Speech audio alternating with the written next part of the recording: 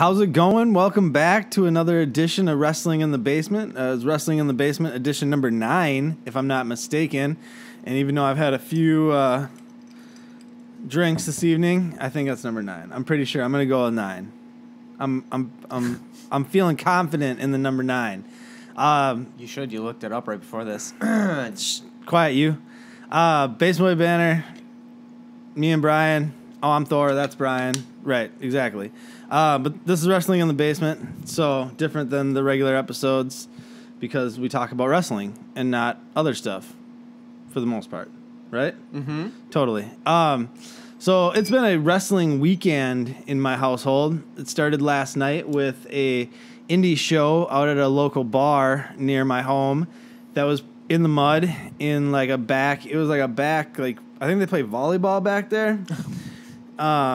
I'm not really sure, but it was like a dirt area with a ring and people around it drinking heavily and yelling at the wrestlers. It was interesting. I mean, I saw 2 tag team matches, and then I saw a women's midget wrestling match where they at one point were in the 69 position rolling around on the mat, which was, it was exactly that. Yeah, I mean, it was interesting. It was cool. My buddy was DJing out there, so I went out there to check that out and bring him a headset. And it was worth the price of admission, which I paid nothing for. So it was worth the $0. It was worth $0. It was. So after that, extravaganza of awesomeness, I came home. I was all pumped. I'm gonna watch NXT Takeover Brooklyn. It pretty much just finished right when I got home, about 9:30. Get home, I get sidetracked when I get in the door. All of a sudden it's like 10:45, and I start it. I lay down on the couch. I remember the first match, maybe the first match and a half. How did I know this was coming? And then I woke up on the couch at about 2:30 in the morning, very bewildered, and just proceeded to go upstairs and watch SummerSlam from 1992. So let's fast forward through my sleeping to when I wake up this morning. Mm-hmm. I wake up, I finish SummerSlam from 1992. I proceed to come down to my living room, go get some food, get back. I'm like, all right, SummerSlam's in 5 hours. It's noon about this time. I'm like, gotta get through Mm-hmm. NXT Takeover. Mm-hmm. Make some food, and then it's SummerSlam time. So I proceeded to finally watch NXT TakeOver at 1 o'clock this afternoon. Okay. To like 3. Amazing show. Amazing show. Oh, I was hoping for the I fell asleep payoff. No, I did not. I did not fall asleep. Do we have a witness to this? I don't believe it. The roommate was here. He can vouch for it. He didn't fall asleep? And I started drinking.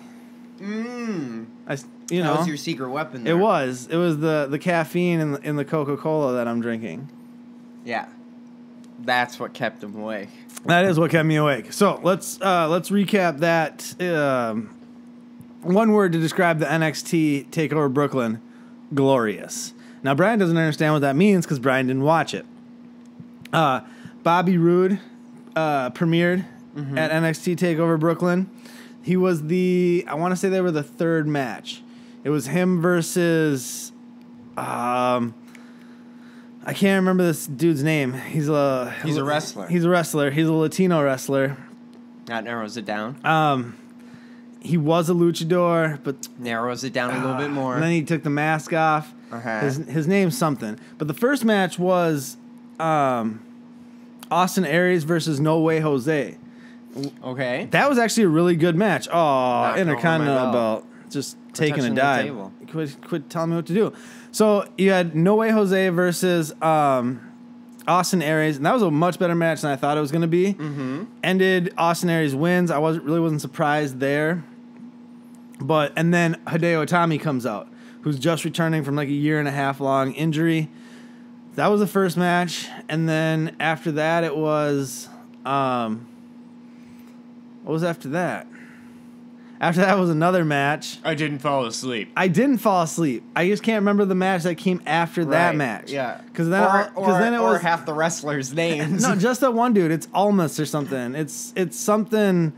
It's CN. It's CN Almas or something like that. CN Punk? No, CN like CEIN or like something like that. That's what I say. He's a Latino dude. Keep up. So it was him versus Rude. I want to say that was the third match. Rude's entrance was dope. It was really Ric Flair-esque. He had the robe on. He kept yelling glorious. And then he was talking about the fine suits that he wears and like the expensive shoes and stuff. So it was really, really like Ric Flair-esque. And then what else? There was the Revival the Revival versus Johnny Gargano and Ciampa. So you don't know any of these people because you don't even watch NXT. But that was a really good match too. That was probably the best tag team match all weekend, even SummerSlam included. I would say highly. And then you had Asuka versus Bayley in women's NXT women's. Yeah. That was a good match. Bayley lost. Asuka keeps the title. Oh, I remember the other match. It was Billie Kay versus Ember Moon. Ha! I remembered it. It was Billie Kay versus Ember Moon. It was the second women's match. That was right before the Bobby Roode one. That match ended crazy because that Ember Moon chick, I liked her. Her shtick was all right. She had like red contacts, and she comes out to like a blood moon and this really weird song. But she hit this like somersault. It was like a corkscrew stunner. Okay. On her opponent. That was like her finisher. It was like a corkscrew stunner. It was amazing. Then we had the tag team. The Revival retains. Then we got Joe versus Shinsuke Nakamura. Great match. Shinsuke ends up winning the NXT title. So now we got a new NXT champion in Shinsuke Nakamura. They showed like Kota Ibushi and a lot of the dudes from the Cruiserweight Classic were there as well. And then they had like Sasha Banks in the front row, Becky Lynch, Ric Flair was there, Charlotte was there because they were doing the whole Divas or the Women's Revolution thing. But it was a really good pay-per-view. Like honestly, I don't think it was as good as Brooklyn last year, but it had more high moments than low. Right. So now let's flip and so then I made food and then he showed up. And then SummerSlam starts. So let's go pre-show real quick. Let's just blow through these. Okay. We had a 12-man tag team match with all the tag teams from SmackDown. The same thing they did on SmackDown this previous week. So you had the Hype Bros, the Usos, and American Alpha versus Breezango, Vaudevillains, and the Ascension. The Hype Bros and the Usos and the American Alpha won. It was like the same freaking match, except the Usos got the pin instead of American Alpha. Which they sort of snuck in. Yeah, there was a little bit of weirdness at the end between the two face teams. Who knows? I mean, who knows? It was, whatever. They got to figure out what they're going to do with the tag team division, though, in SmackDown, because they have no clear path right now, and it's a mess. Then we got Neville and Zayn versus the Dudley Boys. Another tag team match. I would have rather seen Neville versus Zayn. Screw the Dudleys altogether. But we got Neville and Zayn versus the Dudleys.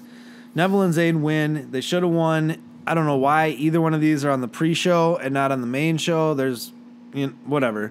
But it was what it was. Then we got Sheamus versus Cesaro in their new Best of 7 series. So get ready for maybe 6 more times of this match.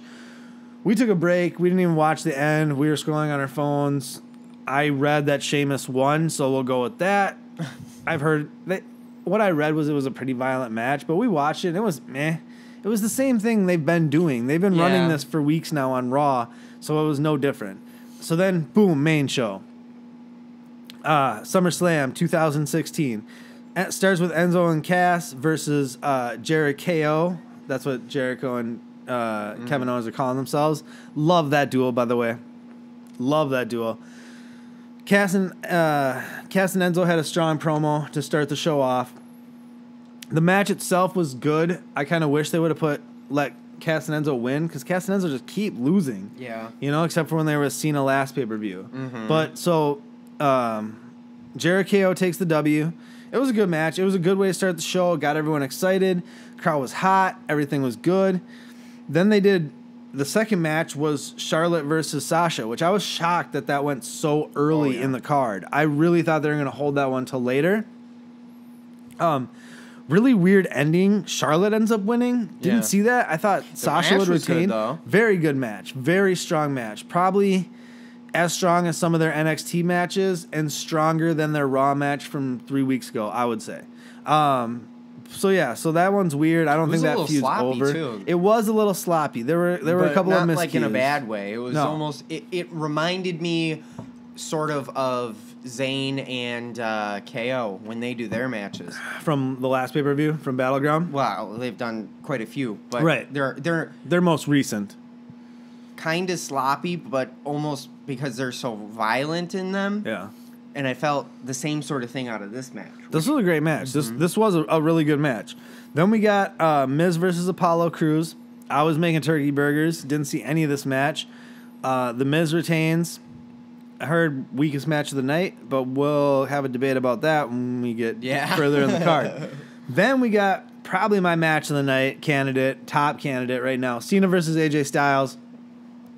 Probably their best one-on-one match. Mm-hmm. Probably their best match overall. In all the matches they've had, their feud that's been running since Money in the Bank through Battleground and now culminates at SummerSlam. I think this was their strongest match, hands down. And I love that they let AJ Styles win. For sure. Do not let Cena squash another up-and-comer, because this catapults AJ to feuding with Dino, which we'll get to that match in a second here, but it opens him up to really, really much doing anything. And it makes him a very strong heel. So now your top heels over on SmackDown are Bray Wyatt and AJ Styles at this moment. Pretty much. Baron Corbin could move into that with what he did in the pre-show and stuff like that. He did have a very strong little pre-show. Just walked in and he was like, my opponent's not here. Pretty much he's a coward. And then got real smart with the interviewers, like, I'm not here for you to ask me questions or something like that, and then walked off. It was good. It was effective. And he said his watch is worth more than Booker T's. That's a nice watch. I got a nice one too. It's cost more or something like that. It was a very effective like mini promo in the middle of pre-show. It worked very well. It's honestly the best use of the pre-show I've ever seen. Yeah, much. They had some good moments in the pre-show. Like right when we turned it on, they had KO and Jericho in the back talking and stuff like that. There were some strong moments in the pre-show, which normally you don't say about a WWE Honestly, pre-show. The pre-show as a whole, and I know this is sort of a side note, the pre-show as a whole, I kind of like the way they ran it. It felt different than normal pre-shows. And for being a 2-hour pre-show leading into a 4-hour show, which if you add that with the 2.5 hours of NXT that I watched today, I've watched more wrestling than I care to admit. It did move along pretty nicely. Like all of a sudden it was 6 before you knew it, and then then the show happened, and it started like gangbusters. The Cena style stuff was great, but then we got New Day versus the Club or Gallows and Anderson with the Jon Stewart part. That was very weird. Yeah, New Day ends up retaining via DQ. I didn't love that. I didn't love this match. I didn't love this match really that much at all. Yeah. For a New Day match, not even in my top 5. For sure. I mean, compared to what they normally do, I mean, they weren't nearly as. And please, much WWE, talking, stop bringing Jon Stewart in. Really? Just stop. He's horrible. He's awful. He is so awful. When he was in the ring and he was like trying to get out and then not getting out, it was painful to watch at points. I didn't mind it so much. Painful. Stop using Jon Stewart. Then we got Ambrose versus Ziggler. I was surprised at how early in the card this went. I was very surprised that this was the World Heavyweight Championship, their main championship, in the middle of the show. But it kind of made sense once we got further in, and we'll explain as we go. But the Ziggler-Ambrose match, good match.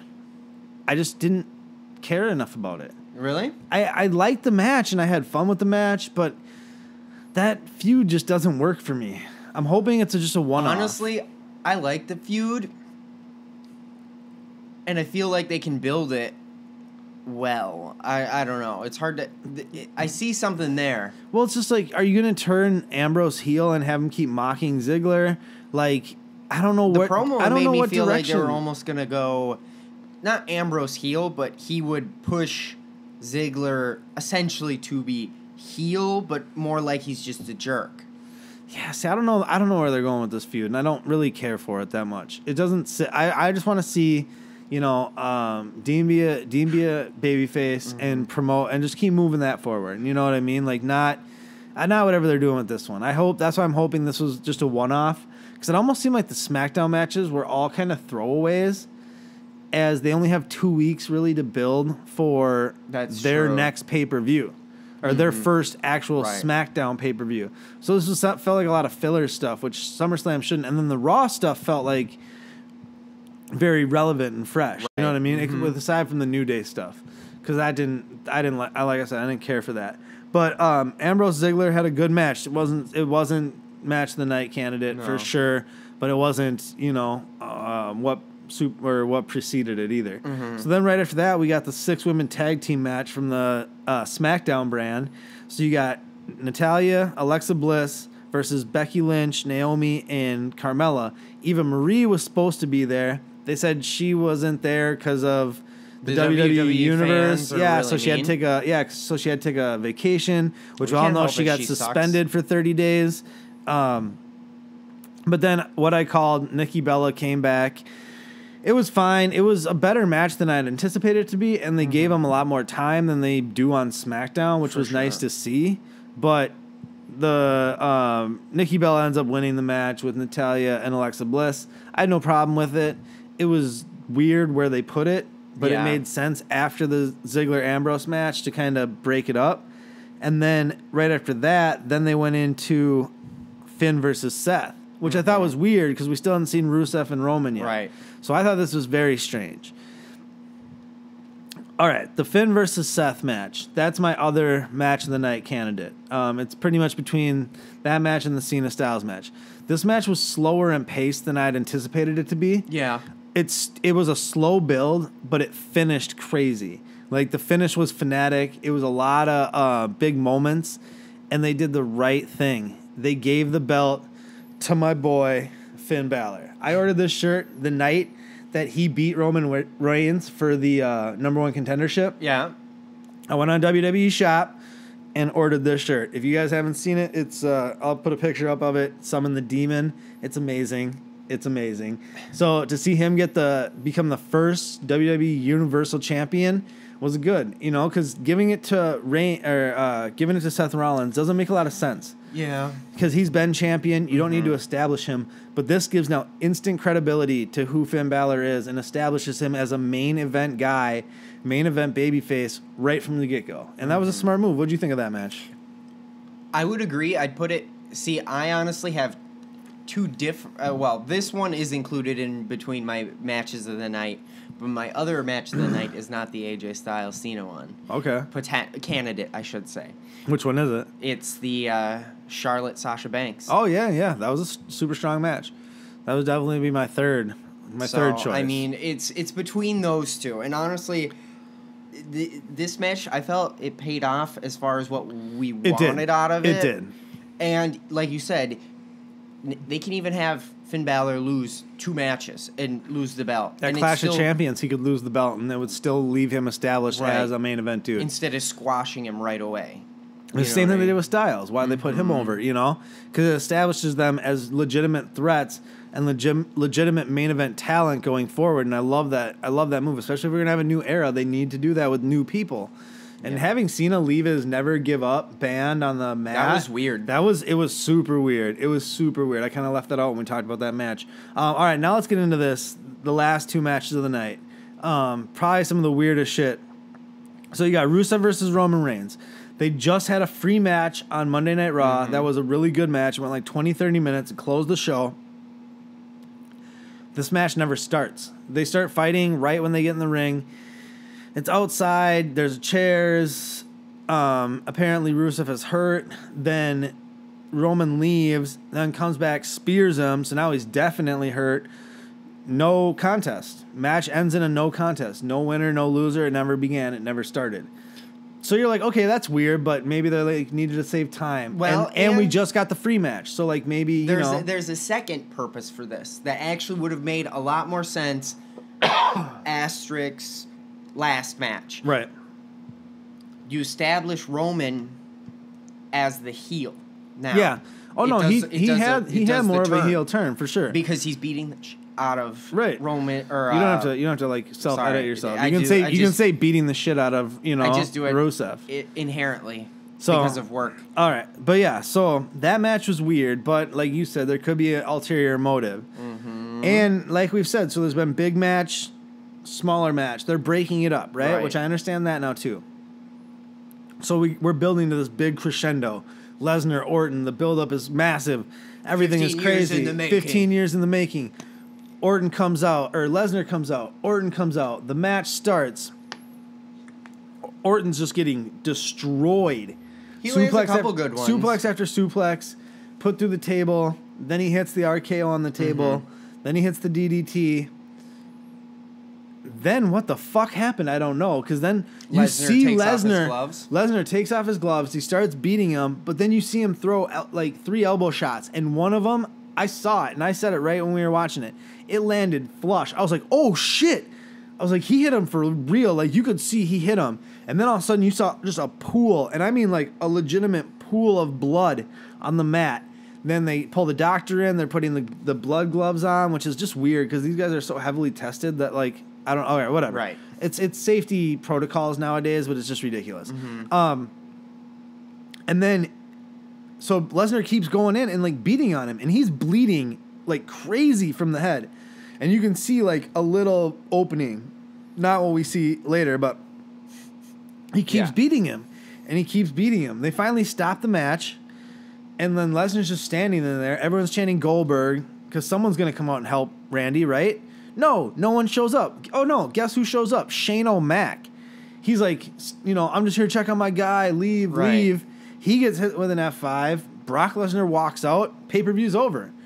Internet's blowing up. We're all looking at each other like, what the fuck did we just watch?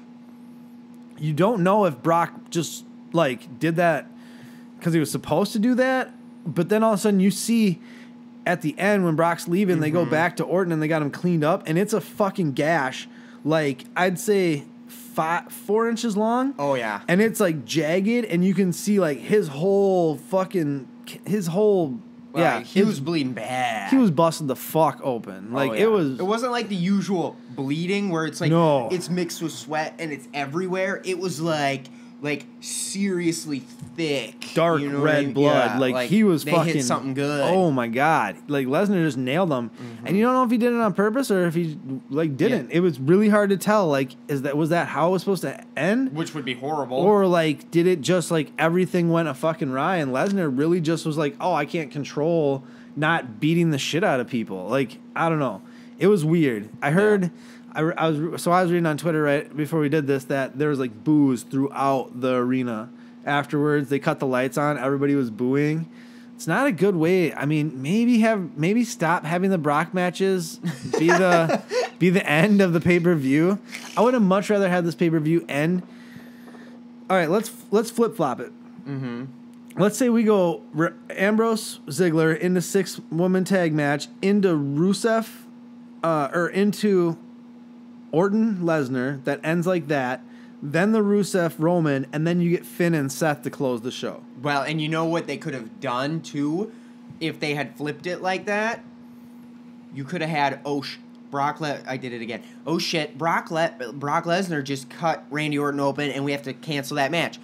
Rusev Roman, you gotta make yours longer and more real. Like it can't just be we can't just cancel the match now because we just had a canceled match, which. Yeah, you could argue, well, that could happen realistically with anyone. They still could have done it.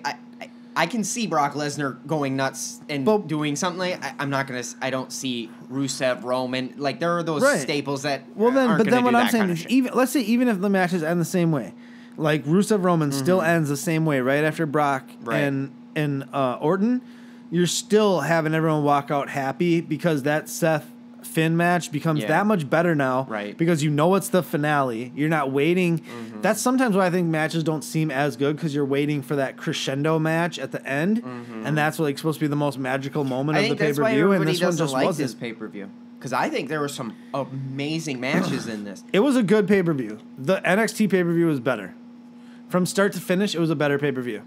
I will stand by that. So I can't. Right. I will stand by that. Like, it was a stronger pay-per-view, and that's a problem. And that's been my problem, though. NXT consistently outperforms the main roster. Consistently. Yes, consistently. I can still speak at 11 o'clock. NXT didn't have someone almost die in the ring. They didn't. All that was just, it was crazy. Watch it on YouTube or watch it on Facebook. You can find it. Like, you can see them get split the fuck open. It's pretty intense. So, overall grade, NXT, A+, motherfuckers. SummerSlam, B-. B-. I looked into your eyes and I saw that B-. B-. Yeah, better than average. So better than a C. Had its problems, had its great moments. Weird endings. Kind of balanced each other out to a certain extent. So there you go, B-. Give it a grade. I would say also B-. Yeah. If you fixed and/or took out that Lesnar match, I would feel better giving it a better grade. Change the order of the matches or fix the ending, and it would definitely have gotten a B+, A-. You can't end on that. You can't end on, and if Brock Lesnar just went fucking stupid crazy, yeah, you can't control it, so it's not their fault. Right. But we also have no idea because they faked this. Like he's suspended for something we told him to do. Well, it'll be interesting what happens tomorrow night on Raw. Like, Raw will be super interesting tomorrow. Maybe I'll do a recap of it. We'll see how interesting it is. But yeah, so that's it. SummerSlam recap. Half drunk. Until next time, you know where to find us. Deuces.